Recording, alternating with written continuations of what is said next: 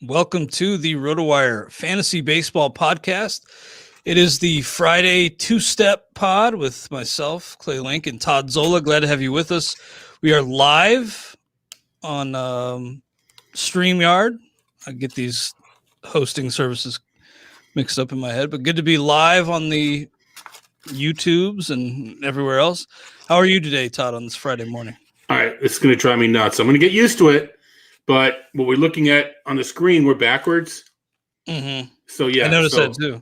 Yeah, so that's gonna bug me for 2 minutes, and then I'll get used to it. So I turn my head one way. Yeah, it's just kind of like when you're at the ballpark and you're on the camera. The people never know where to look, so they always look to the wrong place. But we'll get it done. We'll figure it out. I'll just have to read from right to left or left to right or something. I don't know. We'll manage, I think. But no, that did throw me off when I was doing the prospect pod.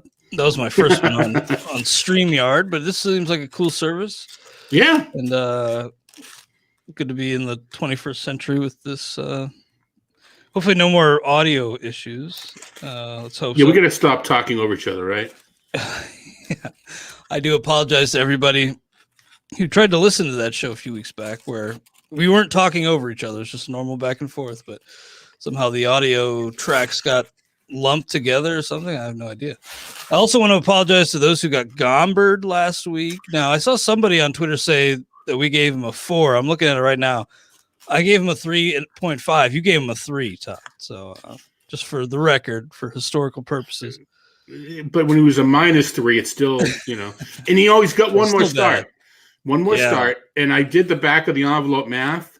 If he goes 20 scoreless innings, we're okay. Hey, with the extra inning rule, you never know. You just never know. Yeah, exactly. Yeah, but unfortunately, if he throws, and if he has a no-hitter through 20 innings, it doesn't count. Yeah, no, I don't want to go there because I'm the one that says I don't care about what happens. So anyway. Well, Todd, you brought it to my attention this morning. I was out kind of early last night, but Corbin Burns to the IL. We don't know no specified reason, so do your own inferences there. But I guess that means he could return at any time. It's just kind of a wait and see now. Yeah, people are. Obviously, but inferences. It's something to do with COVID. We don't know if he's contracted it. We don't know if it's just contact tracing, and he'll be back, like you're saying. So he's allowed to come back. He may not miss a start, right? So it's nothing to get, worry more about Aaron Rodgers, cheeseheads, than Corbin Burns. Yeah, man, that hit me like a ton of bricks yesterday. I grew up in Ohio, but I was never a Bengals guy, thankfully. But when I moved up to Wisconsin when I was 11, I think, quickly fell in love with Brett Favre, out of love with him now. But, man, he was fun to watch when I was middle school, high school age. So we'll see on Burns. Again, he's on the IL, but unspecified reason. We know with the new COVID list, he could return at any time, but maybe he'll need a few days to build back up once he rejoins the team. Todd, I'm looking at last night's Stake League Fab for the very first time. Fresh eyes on this. Josh Stalmont for 22. Since he was still out there in the 16-team mixed league, yeah. Mm-hmm. Totally see. Then I actually grabbed Shane McClanahan for 15. I'm kind of surprised he didn't go higher, although he didn't go deep enough for the win yesterday. And I think he only threw 59 pitches, Shane McClanahan, but really looked good from everything I saw. And maybe I got a little carried away here in this mixed league, but I need some starters innings, and I know Eric Neander has said they view him as a starter, so I'm going to be in on the Shane McClanahan bidding in the NFBC this weekend. Yeah, and I believe Oakland, their reaction was, they've got another Tyler Glass now. So, that's pretty high praise. You've been on him. As a matter of fact, when he was called up, Jeff Erickson, I don't know what CC'd you, whatever it is on Twitter, to kind of hey, Clay, here's your guy. So, how many innings is he going to go? How long is he going to stay in the rotation? When Rich Hill is in your rotation, there could be an opening at any time, right? So, Very true. So whether or not it's for a long period, when Michael Walker's in your rotation, and what does he have to do? He has to outpitch Josh Fleming to maintain the spot. So you may not pay dividends in May, but I think that bid will reap benefits by the end of the season for sure. And my drop with adding Shane McClanahan was Amir Garrett, unfortunately, but he's pretty clearly pitched his way out of that role for the time being, and just couldn't hold on to him any longer. Eliezer Hernandez picked up for 14, Domingo Herman for 9, John Gant for 8, Jonathan Daza, Tyler Rogers. I think he got a save somewhat recently. Tyrone Taylor picked up, Francisco Mejia, Tyler Anderson, Mike Talkman, Matt Harvey. How about that? Not trying to dunk on whoever picked him up, but that's just what happens in a 15-team league. It looks like my other or 16-team league. Looks like my other bid got I forget who else I wanted to grab, but it looks like maybe it was Higashioka. But that's a tough one. That's an interesting play, an interesting call in general.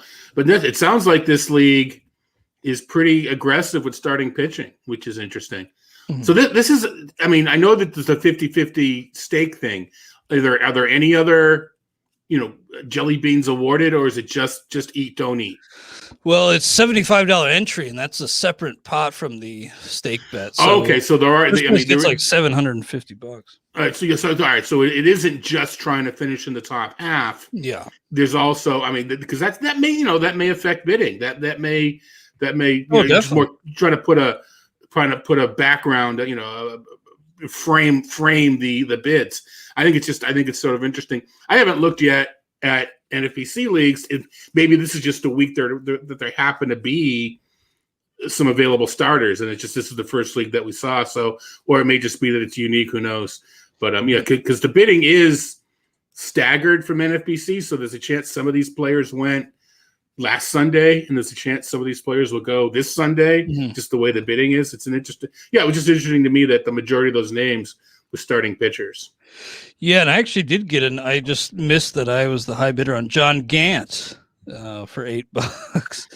But he gets, because this league has a couple, it has a weird lineup period. It's Friday through Thursday. I think he lines up for 2. So yeah, I had to drop Kyle Isbell. So that's where we're at, trying to make up ground in Ks and wins. And it's not easy when you're stashing certain guys like Logan Gilbert. Brought that on myself, self-inflicted wound. But we will get into this, the 2-start pitchers for the week of May 3rd. May already, Todd. We're nearing the point where people can misuse quarter pole. You had to go there, huh, friend? You had to go there. Well, you said it last week that we were nearing that point. And then I thought about it. We're still a month away before people can misuse quarter pole. It's 6 or so weeks into the season, which means we're about 2 weeks away. Thought it was 2 months. And then, it's about, if it's the season's 26 weeks, right? So that's 6.5 weeks. And the thing about it is, it's kind of close to the Kentucky Derby, which is just going to double down. And you know what? And this isn't baseball, but people are going to say the quarter pole is a misnomer. No, it's not a misnomer. Misnomer doesn't mean a mistake. So that's another one of my pet peeves. The misuse of misnomer. But anyway, that's not what we're here for. This is not a Zola pet peeve podcast. But no, I have my own too. And I just know that that's one that I'll never misuse again because you've corrected me. Now I have it in my head that I can't use that. I guess we're a couple weeks away from the 3/4 pole. Is that what it actually is? Yeah. Well, we got to work on Scuffle next. We'll get you off Scuffle next. Yeah. And you can, I'm sure there are things that you can work on me too. You can make me a better person. But yeah, Scuffle's next in line. Scuffle is another one that I have. I do have you in my head when I think about it, but I still let it slip through occasionally. Well, hopefully it won't happen anymore. Yeah, the way to remember Scuffle is its synonym is kerfluffle. So I never heard an announcer saying so and so is kerfluffling at the plate. Uh-huh. You don't hear that. I hear legitimate national announcers saying the guys, but I also cringe a little bit when I hear it. Yeah, the Red Sox guys broadcast say it every day, And I mean, I've gone so far as to write a note to Nesson, but that's just because I'm weird. But I think what it might have to do, I think it may, people like shuffle your feet kind of. I think it may just be kind of just, I don't know where it came from, but scuffle means like a fight, but not, so if the bench is clear, you can use the word scuffle.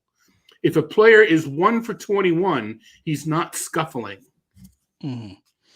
Good point. I'm kind of mad, by the way, that I didn't get Higashioka. I mean, John Gant, I kind of need these 2 starts. I guess in this week it's at home against the Mets and then at Pitt. So pretty good 2-step for him.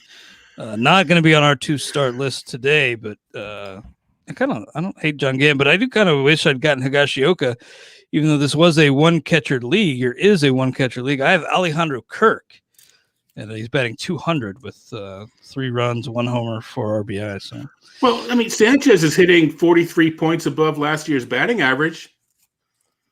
Yeah, it's only 190. I still think they're going to kind of lean Higashioka though moving forward. Seems like tongue in cheek. That's how bad he was last year. Oh, that's so. I mean, what's weird? I mean, he I don't want to say came out of nowhere, but Gary Sanchez was a defensive-minded catcher. We saw him in the fall. Again, I remember it was a few years back, so maybe you didn't go that year. But his defense was just silly good, throwing runners out, and he then learned to hit. So, and he crushed the ball. It may just be that. Sometimes the fast bloomers go away quickly. I don't know, whatever it was. And the problem now is his defense isn't very good. Yeah. So there's just nothing to hang the hat on.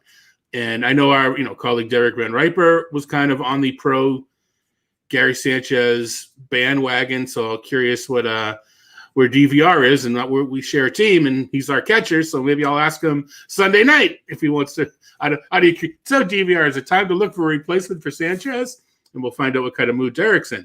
But it's just, I don't understand. I mean, the hitting, it looks so real, right? I mean, it looked like he had learned how to hit the ball, and the downfall is just amazing. It has been brutal to watch.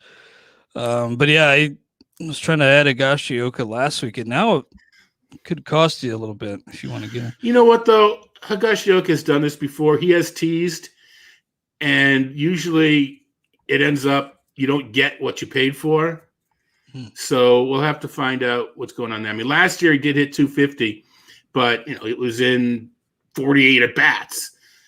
He hasn't hit above. He's not at 250. His career average is 218, so or 197. So I wouldn't get too upset. So that he's running the 4 homers this year, already a career high. I think that's the allure. But and the fact that they said that he's earned more playing time. I hear but that might not be a good thing. Yeah, it could get exposed. It might not be a good thing. The numbers 4 homers. Yeah, 4 homers and 29 at bats, a career high homers already. So I see you're taking chances on your catcher anyway. So why not? He's the flavor of the month.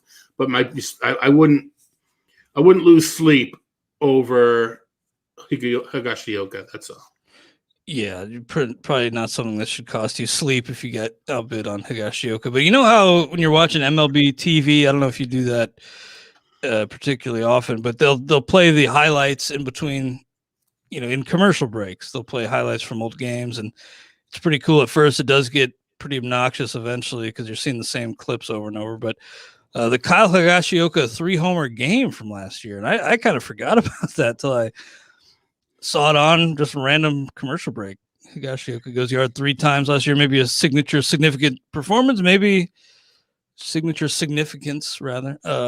Maybe it means nothing, and he does falter with more exposure. But I do kind of like him in 2-catcher leagues. Let's get into the 2-start pitchers for next week, Todd. The week of May 3rd. If you're unfamiliar with, we grade these 2-start pitchers on a 0 to 5 scale. 0 meaning we wouldn't start them in any league. 5 meaning if we have 5 leagues, we're starting them in every single one. So we'll start right away with Luke Weaver at Miami, at the Mets. 2 good pitching venues, but this guy is hard to trust. I added him in a few leagues after he carved the Reds up. It's been a disappointment since. more walks, or actually almost as many walks as Ks over his last 2 starts. He's got 8 walks against 9 Ks over his last 2 outings. He's only given up 2 homers in his last 4 starts since giving up 3 in his first outing of the year. But again, hard for me to trust. So I'm going to give Luke Weaver a tentative 3, but this is one where I'm having flashbacks to Gomber, and I'm a little hesitant, but I'm going to give him a 3. I'm going to give him a 3 as well. The competition, it drives it for obvious reasons. You hope for one good outing, and if it doesn't go so good the other time, you at least break even. You mentioned the walks and strikeouts. A guy like Weaver, it's the walk. You can't have the walks because he's not dominant. So if you're not going to fan batters, you better not walk them. In a 2-start week is where you get 9 Ks instead of 4 in a 1-start week. So it's not so bad, but I'm with you on a 3. Okay. Yeah. It's another one where you just got to keep your fingers crossed. Don't watch him. Do not watch this guy. You're cursing. Oscar Inoa. I feel like he's been on the list several times. Maybe he got moved back and didn't. I don't know. But I feel like we've graded Inoa a few times. 2.96 ERA for this guy at Washington versus Philadelphia. Struck out 9 in his most recent start. That was against the Cubs, who just can't hit the side of a barn. Like, that team is offensively, that team is pretty bad. But yeah, did go 5 1/3 scoreless against that Cubs team, 9 Ks. He does have another 10K performance this year. Maybe I'm getting sucked in, but I'm looking at him versus Weaver, and I like Inoa a little more, but I think they're kind of on that same plane. So I'm going to give Inoa a 3, but a slight edge on Weaver. All right, I'm with you with the 3. He's difficult because I think we've talked about it. His minor league track record is kind of bad, but we don't know the improvements that he made. Well, we're kind of seeing the improvements that he made. We don't have any way to gauge that. Yeah, we can't score them, right? We can't look at a AAA numbers from last year and add that into the MLEs or whatever and adjust our expectation based upon what he did at summer camp last year. So he's getting a little difficult. I kind of have to adjust manually my initial expectation. I'm going to go with a 3 as well, but I agree I like him a little bit more than Weaver, but I think there's more of a chance that turns into a pumpkin. I mean, Weaver is what he is, a non-dominant guy that hope he throws strikes. We don't know what or is yet. Yeah, very true. It is a situation like with a lot of these youngsters, we just have no way to gauge their progress over the past 18 months. It's crazy. I just looked up because I wanted to see where the Cubs rank in terms of scoring offense. Not nearly as bad as I thought, actually. 13th. They're picking it up lately. 13th in the majors. Yeah, they have picked it up. They had that one huge outburst. Yeah. A couple Friday 10-plus afternoon. run. Yeah. So they're actually 13th in the majors. Who would you guess is last? I mean, it's probably because they haven't played many games, but it's the Mets. Yeah, and having seen them over the weekend against the Red Sox, and Pittsburgh's not scoring. There's several teams that aren't scoring. There's some teams that are scoring more than you think. The Giants being one, although maybe people realize that the Giants aren't terrible anymore. The first place Giants, right? That's interesting. Hosting the last place Padres. I'm not sure if Padres is still in last, but talk about an upside down division. But the Mets is just, and I think they're going to hit. I think a lot of it was just not their own fault, missing the Washington series and getting delayed, and then a couple of rainouts. It's just tough to get in the groove. They've now been playing consistently enough that they should start to get it together. But Pete Alonso looks lost right now. He just looks. I mean, he just looks lost. And then I think Conforto will turn it around, and they will get better. Lindor will pick it up too. But I think that McNeil, the whole team will. But right now, Pete Alonso, he needs one of those, opposite field handle shots to fall in to get some confidence or something, because he just, off speed, hard stuff, anything. He just looks lost. It's amazing to me how major league hitters can do that, because next week we could be talking about Alonso, crushing, 4 homers. Although I think it was a couple weeks ago where he had like a string of 110 mile an hour hits, contact. So it's just amazing how up and down these things go. Yeah, and it's the Mets are in last place in scoring, and by a mile too. I mean, they've only played 21 games, but 57 runs Next up would be the Nats and the Tigers at 75 runs, tied at 28th in the league. And so, I mean, 21 games, averaging fewer than 3 runs per game for the Mets. Well, you face the juggernaut of Garrett Richards and Nick Pivetta. And, they're going to hold anybody down. That's he says, true. Tongue firmly implanted in cheek. Who would you guess is the leader in terms of scoring? Could it be some team from the Queen City? They are second. Oh, Cincinnati Reds. I thought Arizona Diamondbacks. Okay, right. Because I know the Red Sox have been teetering in that range, but have never. So the Diamondbacks have taken over. Interesting. Yeah, it's just kind of crazy. Like I know they had a few big games in Cincinnati, but yeah, I didn't realize they were first in scoring through nearly a month. So, maybe I just see that matchup and I'm always like, oh hell yeah, give me the Diamondbacks. Maybe they're not as bad as I thought. Moving on to starters. Again, these are very tentative. Be sure to subscribe to RotoWire.com to keep an eye on the projected starters grid. Because a lot will change between now and early next week. Dean Kramer at Seattle versus Boston. That's a 0. That's a 0. So far, we agree on all 3. We got to find some guys we disagree on. Yeah, at least by a half point or so. Yeah, Kramer. I mean, still, you're not writing him off long term, but I mean, he doesn't even go 5 right now, and he's a starter. So yeah, no interest. Nick Pivetta. Here we go. The Red Sox versus Detroit at Baltimore. Now, Baltimore, obviously, tougher place to pitch, but you like those team matchups. And, I've been profiting from Nick Pivetta. I did the famous +1 on, not famous, but infamous for only Jason Collette because he was angry with me. I did the +1 on Pivetta in labor. So for $2 in an AL, I've been, really happy with what he's done. 3-0, 2.81 ERA. The guy I really respect, Jeff Zimmerman. I don't want to put words in his mouth, but I think I'm going to bring up his Twitter because he kind of suggested that maybe people are going to get gombered here. I know with the command that it kind of leaves it open. Yeah, he said, okay, Jeff Zimmerman.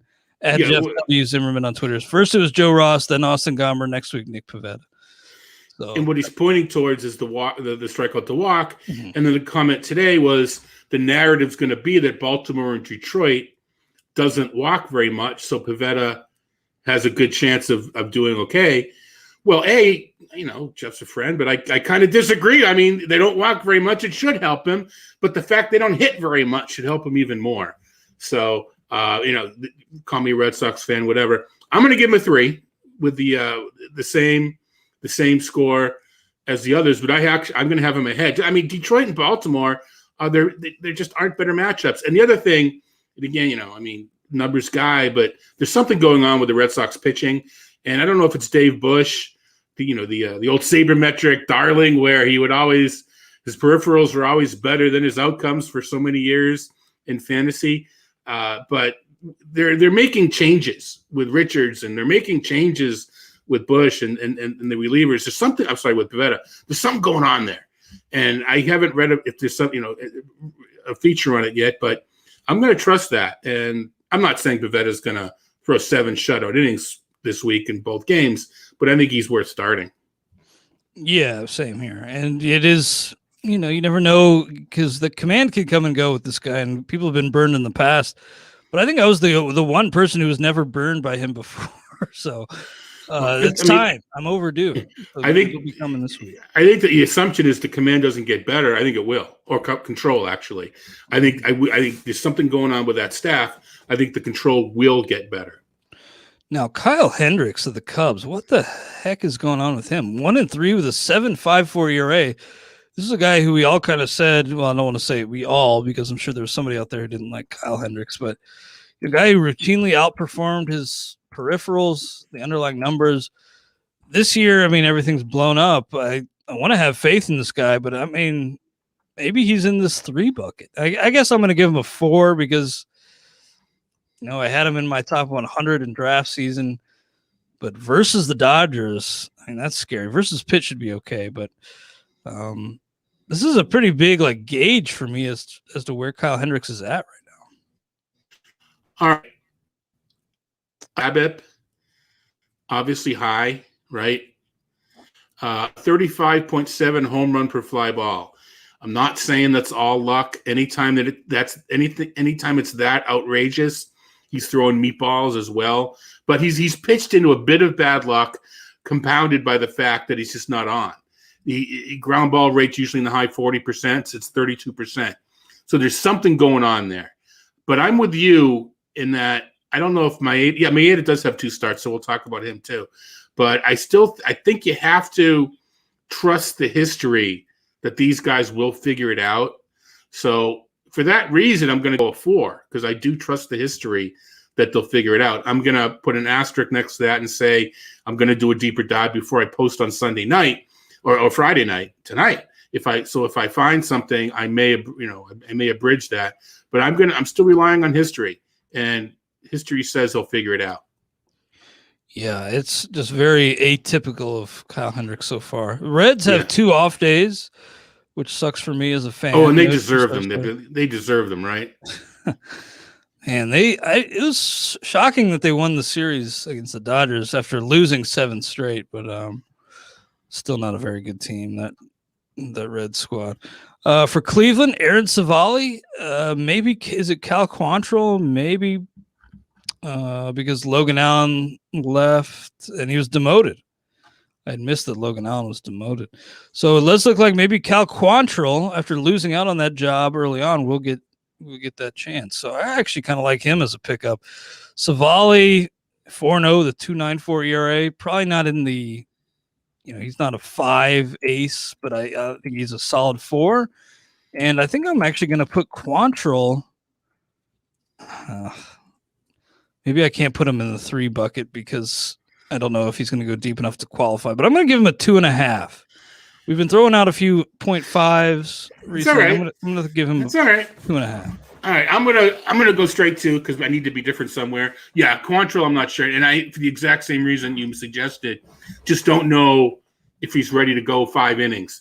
Don't hate the matchups, Kansas City and Cincinnati, fair matchups.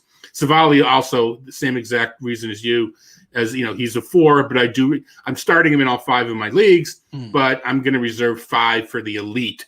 But so to me, Savali's 4, and I'm not. The thing with Savali is, too, not famously, but I figured Savali to have a better season than Plesac. So far, so good. 5 months to go. Let's not get too carried away. His peripherals aren't as good as his ERA either, right? Mm-hmm. So so let's not get carried away with Savali with the ERA. His expected ERA is a bit higher. Yeah, I did really like what I saw from him. I think against the Twins earlier this week, where he got knocked around a little bit, but then he bounced back and had a really strong rest of the outing. I like that a lot. Exactly. Yeah, showing really good poise and just perseverance there. For Colorado, now Hermann Marquez is at home against San Fran, then at St. Louis. He hasn't really been that good on the road either, so it wasn't quite a gomber, but he at San Fran gave up 4 earned runs in as many innings. Well, that was my fault. I used him in DFS, even though you finally came around, and then you did curse him, didn't you? Well, and the thing about it is, it drives me nuts. I'm still tilted, to be honest with you. This is my tilted look. I've been saying for years, Alex Wood. Lefties against Colorado at home, when they're at home, are the best streaming DFS betting play there is. And I know that, and I said it every time, but yet I used Marquez against Colorado because my silly sheet that I just set up said Marquez was a better buy than Wood, even though I knew that I have to make adjustment, with whatever. So one of those nights where, I would have done a lot better. I don't think that was tout. Daily, but I just kind of brain fart and they just blew it. But anyway, but even so, Marquez got burned. Again, San Francisco's not as bad as one may intuit from previous seasons. So what is it? What were 1 at home, 1 away? Again, can't go too far away from history. So you know what? I am going to go with 2 on him just because the home start is just such a drag. Yeah, I'm going to go 3, but I'll mark you down as a 2. Okay. I get that hurts. Obviously, in retrospect, you'd way rather have Alex Wood, but I don't think you can beat yourself up too much because at the time, I mean, that would have been very close for me as well. I did add Alex Wood in Derek Van Riper's Maki League. So, but I think the thing was, I just didn't have Alex Wood's projection very optimistic because he hasn't pitched very well and he had one good start. So what's that to say? You're gonna move the needle on one good start. Well, now it's two pretty good starts, so you still can't move the needle too much. But we don't. The problem being his foundational projection had a huge question with it because he hasn't pitched very much lately. So maybe you can move it a little bit, but yeah, lefties against Colorado at home when the lefties at home are just a supreme bet. Now, like the Reds, the White Sox also have 2 off days. Hold on 1 second. Just wanted to be sure not missing something from our XM producer. For Detroit, Casey Mize at Boston versus Minnesota. I liked what he was showing early on, but this is playing with fire here. I like the pedigree, and I think he's a pretty good prospect still. Maybe he's graduated. I don't know, but I don't want to play with fire here. So I'm going to give him a 1. Maybe if he were out there in labor, he's not, but I might pick him up. But that's about it. No, I agree. I think this is a great test. Boston, Minnesota starting to get it in gear a bit. Boston's like slumping a little bit, but they'll pick it back up again. Yeah, no, I agree. It's a 1, and I'm with you as well that I still think his future is a frontline rotation. That's more of a James Anderson question, but I still think he's got a bright future. Same. Now, Zach Grinky at New York in the Bronx, and then versus Toronto. I mean, I still think Grinky's a 5. Yeah. I don't see any reason to dock him. There's been no real. I know he had one outing against the Tigers where he got rocked. Akil Baddoo and Rio Ruiz were teeing off, but otherwise, Grinky's been Grinky. Jacob Junis, Mike Minor for Kansas City versus Cleveland versus the White Sox. So 2 home starts. Junis, I talked about how I'd been burned by him, unlike Nick Pivetta, but I'd been burned by Jacob Junis. Kind of have this mental block where I've filed him away, never to be seen again on my teams. But maybe I need to reconsider. Maybe I need to let bygones be bygones. Throw out more cliches. Maybe I need to forgive and forget and just get back in on Junis. I mean, I'll probably give him a 2, but I kind of like the 2-step. Yeah, I'm at a 1, but that might change. His ranking may be more representative of 2 by tonight's posting, but I'm going to stick with 1 for the time being. What about Mike Minor? I know a guy you kind of liked. I like too. Kind of as a staff filler with a little upside, but it hasn't gone great. He does have a winning record again versus Cleveland versus the White Sox. I like him more than Junis, so if I have Junis at 2, I'm going to go Minor 3, but I don't know. I'm a little hesitant. Yeah, I'm going to go 3 as well, and it's mostly because of my higher baseline to begin with. But I still trust. We were talking Kansas City. I'm backing off Brad Keller, folks. So I apologize if you listen to me about Brad Keller, but I'm not backing off Minor just yet. Well, take care of some business real quick before we move on to the rest of the 2-start starters for the week of May 3rd. I really can't wrap my head around that. First, from our friends at Champions Round, do you play fantasy football? Do you love the NFL draft? Well, you're in luck because Champions Round has created a fantasy game specifically for the NFL draft. Big board showdown, playing a simple pick 12 prospects, stay on budget, and watch your team rack up points based on where they're selected. Download the Champions Round app and make your picks today. #YouGotNextPick. And then also from Underdog, football season approaches and you've got to check out these new best ball leagues on Underdog. Best ball is the ultimate test of your live draft skills since there's no in-season management. That's right. Draft your team and Underdog automatically credits you with your best performing players every week. You don't need to play the waiver wire or worry about trades. It's just the draft. Who doesn't love drafting? In Underdog Best Ball, you can draft as many times as you want because you don't have to do any roster management, saving you loads of time. Underdog's Best Ball leagues are drafting right now, starting at just $3. Once the season starts, Underdog also has daily fantasy and an all-new pick'em game. Go download the Underdog app now to get in on some best ball before the season starts. Enter promo code RotoWire with your first deposit, and Underdog will honor a money back guarantee during your first month. Love Underdog or get your money back with promo code RotoWire. Search Underdog in your app store and enter promo code RotoWire. So back to the 2-star pitchers for next week, Todd. Let's see here. We have, Shohei Ohtani looking like maybe his 1 or 2-start week of the season. So I guess the real question with him is, do you start him as a hitter or a pitcher here this week? This is probably his first 2-start week, right? I mean, just the way things maybe his out. only one all year. Oh, that is so tough. Probably just not. Because you're gonna get something from him as a hitter, right? And you're not really guaranteed that second one, which is against the Dodgers. I mean, you think maybe that's on like Sunday night. It should be, hopefully. But, something could come up. There could be a rain delay. Ohtani could not even make that second start. Yeah, so that is such a tough decision if you're a league that you have that chance to do one or the other. I don't know. I guess it would depend upon my pitching at the time. If it was doing well, I think I'd take the hitting if I needed some pitching help. But because he's just not going deep into games yet. And I don't know if he ever will. So I'm going to give – all right, so if he was a pitcher only and you didn't have to worry about it, to me he's probably a 4. But I don't know if we're going to – because the upside is just so high. But that's such a good question. If you have to do one or the other, which do you do? To me, it might even come down to how many lefties are playing that. How many, because he's going to hit the 2 games he's pitching, so he could actually hit 5 or 6 games this week.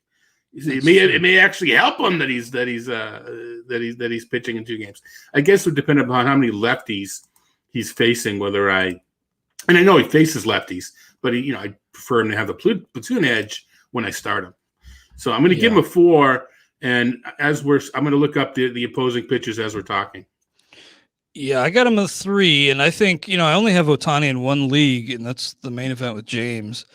And I think I'm going to lobby to keep him in the util spot because we actually drafted him at the time, thinking, if we just think of him as our SP3, we're in pretty good shape. Well, we haven't used him in the pitching spot all year, and it turns out he's been our best hitter.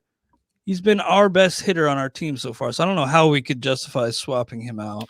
I've got him in 1 league where I can go halvesies. We make moves on Fridays, so I could say start him for the Tampa series, and then put him as a batter against the Dodgers at the end. I could do something like that, and I may actually do that because he's scheduled to face McClanahan and Yarbrough, a couple of lefties. And even in the game, the one thing about the games that he pitches, he's only going to get 2, maybe 3 at bats, right? Because he's going to be taken out of the game. So even though he hits during those games, he's not going to get the full 5 plate appearances that he may receive when he's a designated hitter.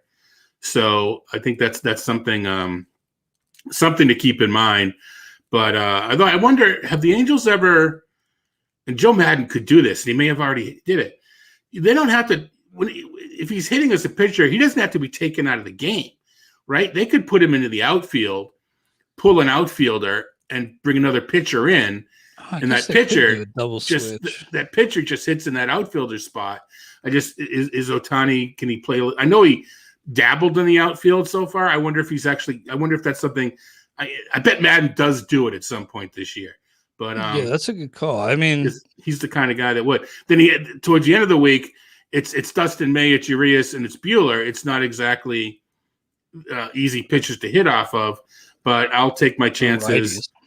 Yeah, 2 righties and Urias. Urias. I'll take my chances, and as opposed to having him face the Dodgers at the end of the weekend, or potentially, as you suggest, not face the Dodgers. Though, talk about a rain out.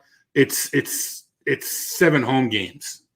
So there's a pretty good chance it won't be rained out. Now, Walker Buehler, that's an easy 5, right? Yep. At the Cubs, at the Angels. Nick Neidert, it was a guy who our buddy Craig Mish had mentioned, then our RotoWire president Pete Shaky, was like, hey, could we get an outlook on this guy? And we got one, and I wasn't all that impressed, but I thought, maybe he's a guy to keep an eye on. Then James kind of threw cold water on even that and just said, look, he's kind of a swing man, not really somebody to mix leagues that's really going to help you. So he was prescient with that advice, and I'm not going to steer into Nick Neidert at this point. I'm going to give him a 0. Yeah, Nick the Anvil Neidert. No, I'm with you. I mean, again, we don't know exactly what happened at the alternate site, but his history, he's still young. I mean, he's 24. 24. But even so, I'm with you. The Miami situation is good, but no, I'm with you. We're going 0. And then for the Brewers, again, with Corbin Burns landing on the IL, completely in flux right now. Maybe Eric Lauer at Philly, at Miami. I'm going to give Eric Lauer a 0 because, like Nick Neidert, I'm not going to take on that risk. But he matched Trevor Bauer matched Lauer pitch for pitch. Lauer outpitched Bauer. Really? Yeah, you didn't see it. Yes, I know you had your you were following the draft because you're such a big football guy. Oh, I'm a huge. No, Lauer did not outpitch Bauer. Bauer, matter of fact, strong complete inning 8-game showing. It just the team didn't score any runs. Dodgers didn't score any runs. So keeping in mind that Burns' scheduled start is Sunday. If it is just contact tracing, he could clear. There's also a chance that he starts Monday or Tuesday and he gets the 2 starts. Corbin Burns. Mm-hmm. So keep that in mind. And Alec Bettinger has been called up. Nothing to see there as even as a 1-start streamer. So Lauer, if he does get to Philly and Miami, I'm going to give him a 2 because of the matchups. I don't love him as a pitcher, but I'll give him a 2. Nice. Okay. Let me note that. I'm giving him a 0, but maybe I'll give him a 1 because I didn't realize how good he'd been. But, well, I mean, one game does not make. Yeah, I know, but I mean, I'm kind of 0 is kind of. He's kind of a guy like me, a guy for me that give him 2 games, he'll pitch 1, he'll get crushed in the other, but you just hope it isn't too bad. And Miami's going to get better offensively, not great. I keep saying that, and they still haven't kind of clicked yet. They're missing Brian Anderson. They're missing some other players, missing some of their firepower. But I think they will become. I think there's still another level there in Miami to get to at least mid-pack offensively. I mean, Jazz Chisholm is the other guy they're missing, of course. Yeah, that's a painful blow in a few leagues for me. Now for Minnesota, Kenta Maeda, Jay Happ, I would have thought preseason you'd flip-flop these 2 stat lines so far for these guys. Maeda 1-2 with a 6.56 ERA, Happ 2-0 with a 1.96. Their versus Texas at Detroit doesn't get much better than that. I think I'm going to knock Maeda down from the 5 range. I think he needs to kind of force his way back into the 5 spot, but he's a 4. And then Happ's probably 4 too. Yeah, just real quick, so I don't get tweeted at. And Miami's also missing Starling Marte. Yeah, we talked a little bit about who was it that was similar to Maeda early on. Kyle Hendricks, a couple of guys that we expected to be a lot better than their pitching. Again, it's not all bad luck with Maeda. He's also not pitching very well. Yeah, slider command is. I saw him hanging some sliders, and Franmil Reyes teed off on one. Right, there's something going on there. Teed off on one. But I am going to go back on history. He's very good, and Happ. These matchups, all right. Based on the matchups, I'm going to go 4 as well. But if Maeda is a 5 going to a 4 because of recent pitching, and Happ's me a 3 raised to a 4 because of the matchups. Yes, that's a good way to put it. Now for the Mets, DeGrom's the 5. Joey Lucchesi, you playing with that one? You just want to skip over DeGrom? I mean, he's not going to get a win. How can you give guys that aren't going to get a win a 5? That's true. With that Mets team averaging fewer than 3 runs. It was just silly watching him against the Red Sox. He's so nasty. I don't know how that guy can to me just go to a hitters meeting, just start beating up people. I mean, it's beyond a joke at this point. It's beyond probability. He gives up, one little bit of a high pitch to Christian Vasquez, who took it the other way, 1-0, and it stands. It's just silly. Anyway, it's crazy. I mean, it's like it's comical. It's honestly, I mean, if he got wins at a normal pace, he'd be probably, head and shoulders number even one. The Pythag, even if he just got the wins based upon the run support that he does get, he doesn't even, that's the thing. It's not, not the run support does get, but if the Mets average their normal average, if the Mets average the number of runs they normally average, it would it'd be better. So more important for Lucchesi though, because he's the one that's potentially coming up this week. I was on him heading in to the season, and I don't know how much he's been pitching. If he stretch, I know how much he's pitching. I don't know if he's capable of going, 5 1/3. That's going to knock him down. But if he's going to stick on the rotation for any amount of time, I do like him. Really? Yeah. I just don't see the stuff, and he's got that deceptive, weird delivery. But I mean, the stuff just isn't there. I got him as a 0. Do you giving Lucchesi a point or not? I'm checking to see what he's been doing. He's pitched 3 innings and 3 innings. It's going to be he's probably not stretched out enough, so I'm going to give it a 1. Mm-hmm. But to me, it's more. Who's he replacing? I should know this. Carlos Carrasco. Yeah. Well, is it Peterson or? Well, Peterson's still in the rotation. Is he? So. Oh yeah, he is. I think Carrasco's on the injured list. So, and he's not going to return until May, second week in May. So yeah, all right. You know what? I don't know that we pick up Lucchesi because I think people are coming back, and Peterson's pitching well, and so is Taijuan Walker. So to me, it's one of those. You put in a $1 fab, and if you get him, you use him, but you don't go overboard. Now, Domingo Herman, not a fan of him, but I did have a bid in on him in Stakely. Got John Gant instead, as I mentioned. But it will probably be on a few waterfalls this weekend for me. A few lower priorities, backup bids versus Houston versus Washington. Maybe Washington will have Soto back. Who knows by then? But I think please. Yeah, I really hope so. That team without him is pretty bad, actually. That offense. I'm going to give Herman. I like Pivetta more and probably Inoa more. So I guess I'll give him a 2. Wow, I'll give Herman a 2. It's kind of weird to say that, but I think I'm going to give him a 3.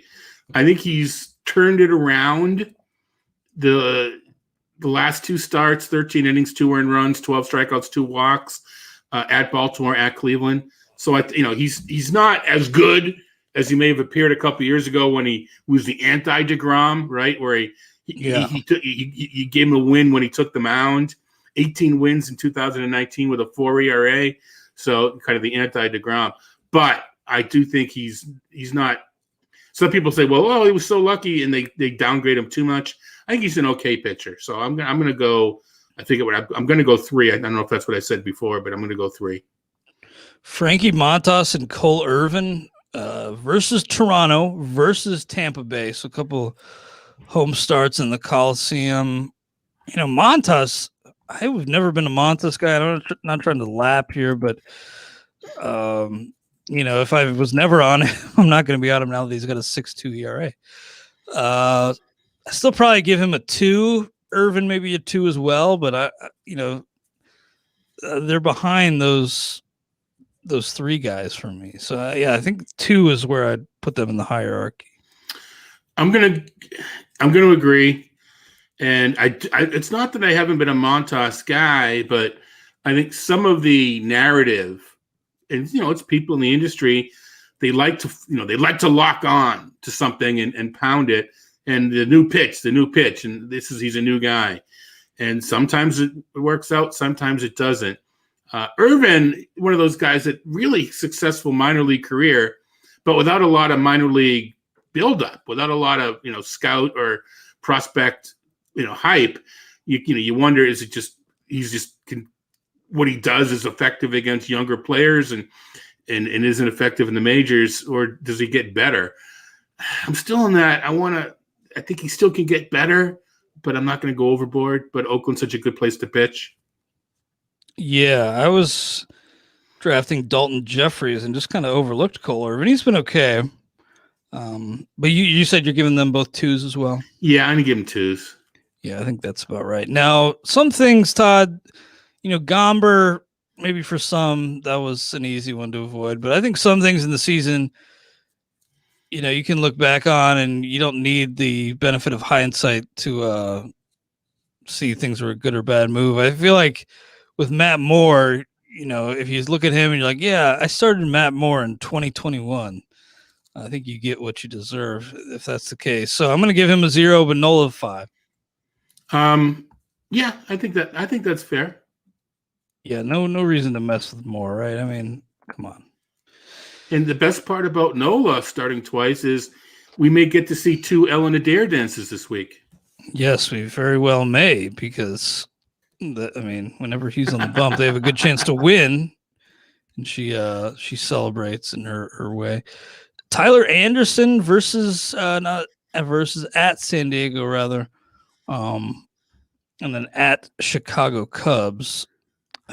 He's been okay, but on this team, going to San Diego, I don't want anything to do with him. So maybe it's a 1, but I'm going to give him a 0 because I don't want him. Yeah, you kind of said it. What I was thinking, different matchups, we could kind of justify starting him because he's pitched a little better than maybe we expected. But no, I these matchups I'm avoiding. What about Chris Paddock? He's a tough one. I don't think you're dropping him. You're probably using him, but I think he's in that 3 tier now because really his struggles go back to last year. He's kind of a one-pitch guy now. It's really that changeup, and nothing else is really working for him. The fastball is getting rocked. It is versus Pitt at San Fran, so I'm going to give him a 3, but I'm reluctant to go 4 on him. So those of you who have Paddock and Hendricks and who was the third, Maeda on your teams, I have a note that I'm going to review their rest of season projection before I do the rankings tonight. And whenever I adjust them downward and I overrule the machine, they end up fixing themselves. So there's a pretty good chance that I do that I accelerate the downward motion over the normal regression. So you'll be happy because I'll bounce back. The Zola jinx or inverse jinx will have them all bounce back. So I'm with you though. Of the 3, and I'm not going out on a limb here. Of the 3, I'm most concerned about Paddock. But again, that's join the crowd. That's nothing special. Mm-hmm. It's just you look at him and you go, he should be better, and we went from being the stud 2 years ago to now being, the 5th starter on a good team that if they had someone better, they may even replace him. Yeah, we got Ryan Weathers, by the way, penciled in for Tuesday. If I were a betting man, and I guess I would say, so I'm going to probably have to swap him out. Joint inflammation, no reason to really force it with this kid. No, just to complete the story, though, the reason we have him in there is because the manager himself says he hopes he only missed one.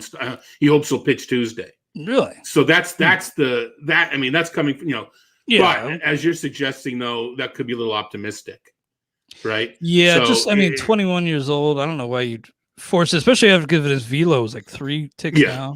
Right. But the point being that we're not just guessing. The manager says he hopes he's able to make his next start. I'm glad you pointed that out. Yeah. So maybe I won't change it yet, but I'm skeptical. Justin Dunn. I'm sorry. I said we'll find out more information. I'm sure because that's the note was right after he made the last start, right? Mm-hmm. So there's more information. Anyway, the point being, I'm with you. I wouldn't be surprised if we're replacing that or moving him further in the week next week. Yeah, I'd picked him up in Todd, and I was loving it. But then does that give someone a potential start week? If no, they got an off day, so it looks like it'd only be Paddock.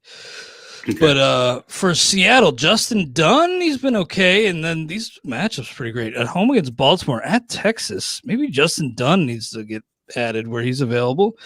I think I'll put him in that I like Pivetta a little more, but I think I'll put him in that Pivetta, Luke Weaver tier. So I'm going to give him a 3.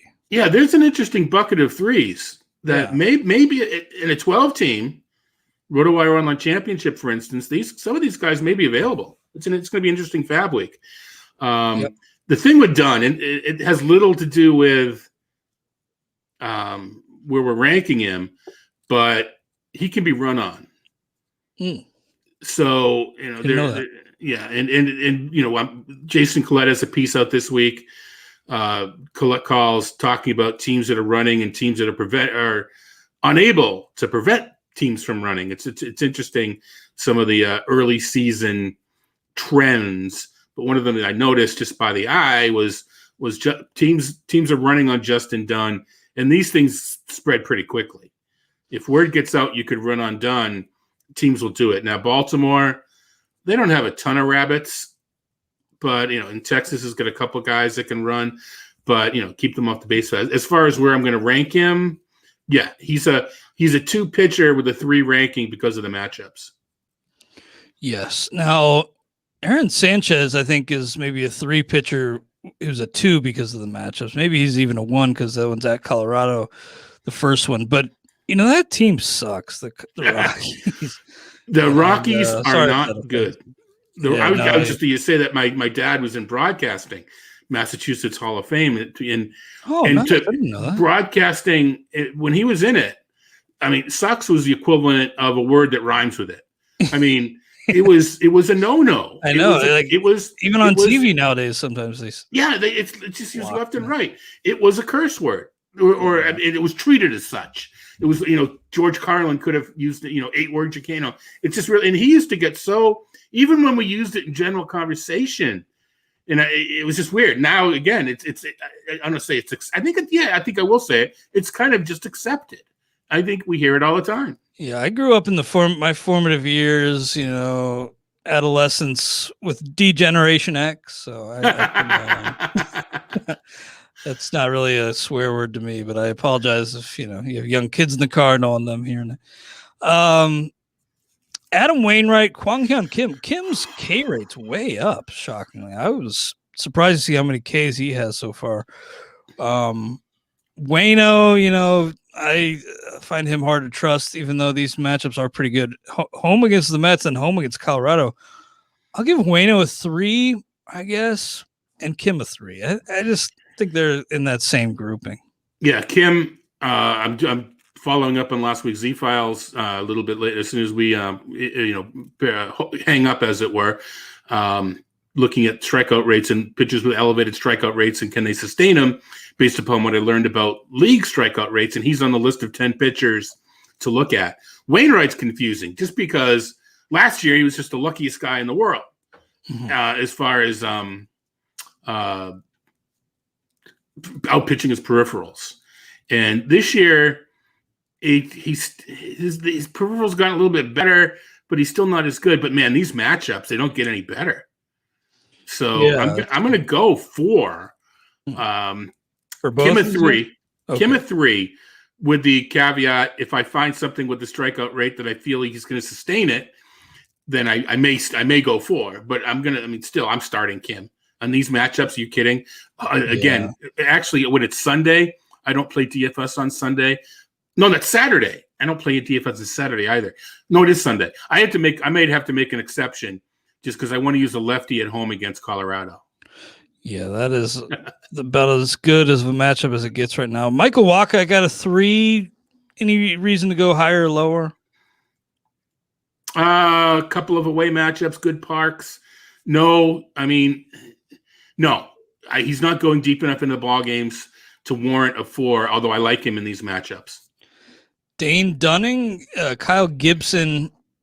Gibson's been good. Shocking. Yes. Dunning, I'm going to give a 2 because I don't trust him. Gibson, I don't really want to give him a 4, but I'll give him a 3. I'm going to go Gibson a 4. I like what I'm seeing. I'm going to go Dunning a 3, and with the caveat, I could get Gombard on that one. All right, let me going Gombard. Yeah, I really like what I'm seeing out of Dunning. He did not pitch so well his last time out. I don't want to detract away from what else he's done this season. But going Gombert is my new phrase. So. Steven Matz, man, what a nice start for him. Although the regression monster caught up a little bit in terms of in the form of 6 runs on 8 hits over 3 2/3 against the Nats. Probably not going to be winning the Cy out of nowhere, but you got to give Steven Matz some credit. I'll give him at Oakland, at Houston. Kind of scary actually because as a lefty, I'll go 3. I don't want to get carried away with Matt. No, I'm with you. I know we're running close on time, but I'm still go 3 anyway. And then finally, Joe Ross, the original Austin Gomber. I'm gonna probably go 0, frankly. Versus Atlanta at the Yankees. Yeah, different matchups. We could potentially rationalize using him. Not with these. Atlanta's starting to put it together. Anthony Rizzo aside, that was pretty fun the other night. Watching Anthony Rizzo take care of Freddie Freeman. But I'm going to go 0. But I'm going to go 0. I almost talked myself into more, but I didn't. Yeah, you never want to overthink things too much with these middling fringe starting pitchers. We'll recap our grades on a 0 to 5 scale for next week's 2-start options here before we sign off. Luke Weaver, 3. Oscar Inoa, 3. Dean Kramer, 0. Nick Pivetta, 3. Kyle Hendricks, 4. Aaron Savali, 4. Cal Quantrill, I got a 2.5. Hermann Marquez, I say 3. Todd, 2. Casey Mize, 1. Zach Grinky, 5. Jacob Junis, I say 2. Todd, 1. Mike Minor, 3. Shohei Ohtani, I say 3. Todd, 4. Walker Buehler, 5. Nick Neidert, 0. Eric Lauer, I say 1. Todd, 2. Kenta Maeda, 4. Jay Happ, 4. Jacob deGrom, 5. Joey Lucchesi, I say 0. Todd, 1. Domingo Herman, I say 2. Todd, 3. Frankie Montas, 2. Cole Irvin, 2. Matt Moore, 0. Aaron Nola, 5. Tyler Anderson, 0. Chris Paddock, 3. Justin Dunn, 3. Aaron Sanchez, 2. Adam Wainwright, I say 3. Todd, 4. Kwang Hyun Kim, 3. Michael Waka, 3. Dane Dunning, I say 2. Todd, 3. Kyle Gibson, I say 3. Todd, 4. Steven Matz, 3. Joe Ross, 0. Hopefully no Gombers in the mix this week. No landmines lurking, hopefully, for our ratios. Todd, anything else you want to mention today before we sign off? We have an interesting tout table coming up that'll be posted probably by the time a lot of you guys are listening to this, talking about it's so interesting that I forget what we were talking about. Oh, yeah, rule changes. What to do about in-season rule changes. So I just want to pump that because I think there's some good stuff coming from the touts at toutwars.com. That'll be posted a little bit later. And I got Moderna number 2 this past week. Nice. How you feeling? Feel fine now. 24 hours later, started to feel just a tiny bit achy, kind of like you feel. I know it's been so long since we've had a cold. Isn't that kind of cool? We haven't even had a cold in the past year and a half. Just kind of like that achy, not painful, but I watched the DeGrom Red Sox game and went to bed like at 11 o'clock earlier than ever been to sleep before, whatever. And then just fine the next day. So, the bucket list, the post-COVID bucket list, or post-injection bucket list is I need to scratch my niece's new dog's belly, who's no longer a new dog. I need to go to a Red Sox game, Worcester, see the Worcester Red Sox. And believe it or not, folks, I got to go back to that place where you lift things up and put them down. I got to get there too. I'm half vaxxed myself. I got the first Pfizer shot. Don't do anything half vaxxed. Yeah, I'll be staying in and not going out. But the guy who gave me my shot, I just happened to have a RotoWire polo on, and he's like, "Oh, I subscribe to RotoWire." I was playing some DFS last night, and part of me was like, "Oh, do I want a DFS guy administering this shot?" But no, he was very nice and cool, and it was just kind of random, like seeing subscribers in real life is. Really I've been wearing my RotoWire mask, and no one said anything. So, But the other hand, when someone does recognize me, I just say I'm Chris Liss. So, no. Yeah, that may not be the call anymore, but I want to avoid some heat. Thank you all for listening. Really appreciate it. We'll be back next week grading out 2-start starters on the RotoWire Fantasy Baseball Podcast.